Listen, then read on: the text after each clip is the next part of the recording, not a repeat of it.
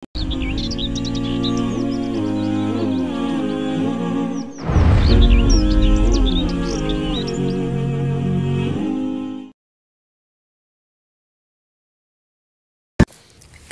علیکم ورحمۃ اللہ وبرکاتہ۔ اعوذ باللہ من الشیطان الرجیم، بسم اللہ الرحمن الرحیم۔ رب اشرح لی صدری ویسر لی امری واحلل عقدۃ من لسانی یفقہوا قولی۔ الحمدللہ ہم لوگ سیئات کے بارے میں سیکھ رہے ہیں اور قرآن مجید سے اس بارے میں جان رہے ہیں کہ اللہ تعالیٰ نے ہمیں قرآن مجید میں کن چیزوں سے منع کیا ہے۔ ہم اپنے سبق کا اگلا حصہ دیکھیں گے۔ سب سے پہلے ہم یہ دیکھیں گے اس سبق کو سیکھنے کے بعد ہمیں اس قابل ہو جانا چاہیے یہ جان سکیں کہ جھوٹ سے بچنا بہت ضروری ہے۔ اللہ تعالیٰ فرماتے ہیں فلا چنانچہ نہ تطیعی آپ بات مانیں، آپ اطاعت کریں المکذبین جھٹلانے والوں کی۔ چنانچہ ہرگز آپ جھٹلانے والوں کی بات نہ مانیں، چنانچہ ہرگز آپ جھٹلانے والوں کی اطاعت نہ کریں۔ اسی طرح اللہ تعالیٰ نے فرمایا ولا اور نہ تطع آپ کہنا مانیں کل کسی حلافن بہت قسمیں کھانے والے مہین ذلیل کی، اور آپ کسی ایسے شخص کا کہنا مت مانیں جو بہت قسمیں کھانے والا اور ذلیل ہے۔ اور اگلی آیت میں اللہ تعالیٰ فرماتے ہیں وَاجْتَنِبُوا اور تم پرہیز کرو قولا بات سے الزور جھوٹی۔ اللہ تعالیٰ ہم سے کیا کہہ رہے ہیں کہ آپ جھوٹی بات سے پرہیز کریں، یعنی جھوٹی بات سے بچ جائیں۔ کیا اللہ تعالیٰ کو جھوٹ بولنے والے، جھوٹی قسمیں کھانے والے، جھوٹی باتیں کرنے والے لوگ پسند ہیں؟ اللہ تعالیٰ کو ایسے لوگ نہیں پسند۔ تو ہم نے کیا کرنا ہے؟ کیا ایسے لوگوں کی بات سننی ہے یا ایسے لوگوں میں شامل ہونا ہے؟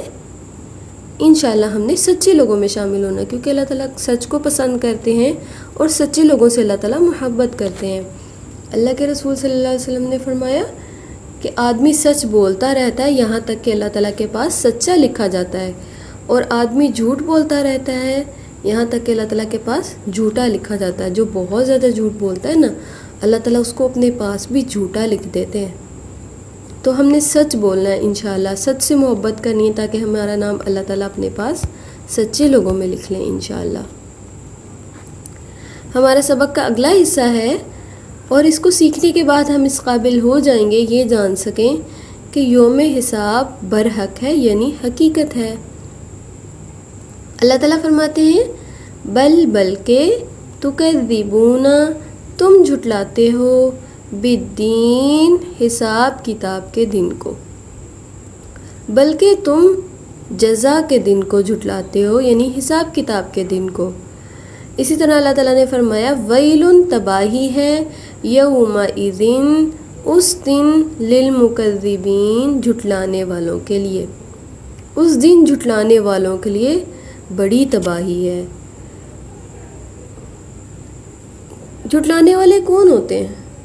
جو اللہ تعالیٰ کی باتوں کا انکار کرتے ہیں، جو آخرت کے دن کا، قیامت کا انکار کرتے ہیں، حساب کتاب کے دن کو جھٹلاتے ہیں، یعنی وہ اس بات پر یقین نہیں رکھتے کہ قیامت آئے گی نا اور ہمارا حساب کتاب ہوگا، اللہ تعالیٰ ہمیں موت کے بعد دوبارہ اٹھا کر کھڑا کریں گے۔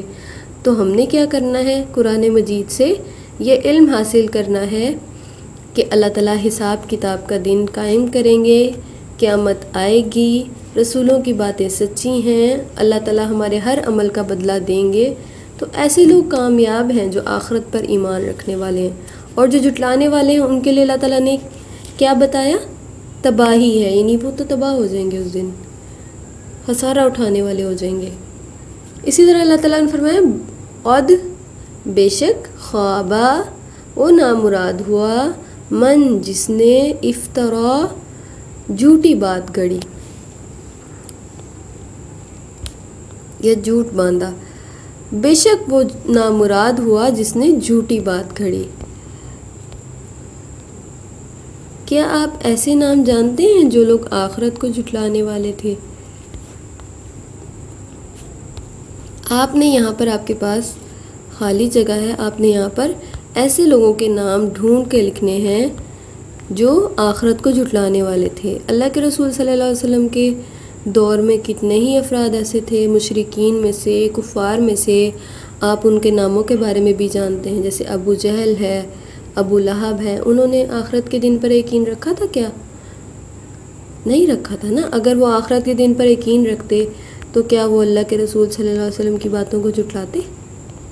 ہرگز نہیں۔ وہ اللہ کے رسول صلی اللہ علیہ وسلم کی باتوں کو کبھی نہ جھٹلاتے۔ اگر انہیں یقین ہوتا کہ اللہ تعالیٰ انہیں دوبارہ اٹھا کر کھڑا کریں گے، ان سے حساب لیں گے، تو انہوں نے اللہ تعالیٰ کی رسول صلی اللہ علیہ وسلم کی باتوں کو جھٹلا دیا۔ ہمارا سبق کا اگلا حصہ ہے، اس کو سیکھنے کے بعد ہم اس قابل ہو جائیں گے یہ جان سکیں کہ بے حیائی بہت ناپسند اور گندی چیز ہے۔ کس کو ناپسند ہے؟ آپ کو ناپسند ہے؟ اللہ تعالیٰ کو ناپسند ہے۔ ہر وہ چیز جو اللہ تعالیٰ کو پسند نہیں ہے نا، ہم نے بھی اس کو جو ہے وہ اچھا نہیں سمجھنا، ہم نے بھی اس کو ناپسند کرنا ہے انشاءاللہ۔ اللہ تعالیٰ فرماتے ہیں فَاجْتَنِبُوا، چنانچہ تم اجتناب کرو، یعنی اس سے بچو، الرجس، ناپاکی اور گندگی سے۔ چنانچہ آپ ناپاکی اور گندگی سے اجتناب کریں، یعنی اس سے پرہیز کریں، اس سے بچیں۔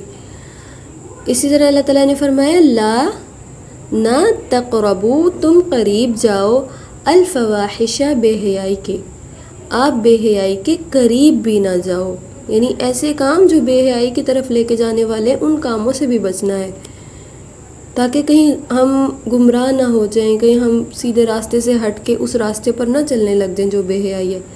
اگر پاس پاس چلے جائیں گے نا تو اس کام میں بھی مبتلا ہو جائیں گے، اس برائی میں بھی پڑ جائیں گے۔ اللہ تعالیٰ کہتے ہیں بے شک، ان، بے شک، اللہ، اللہ تعالیٰ، لا نہیں، یأمر، حکم دیتا، بالفحشاء، بے حیائی کا۔ بے شک اللہ تعالیٰ بے حیائی کا حکم نہیں دیتا۔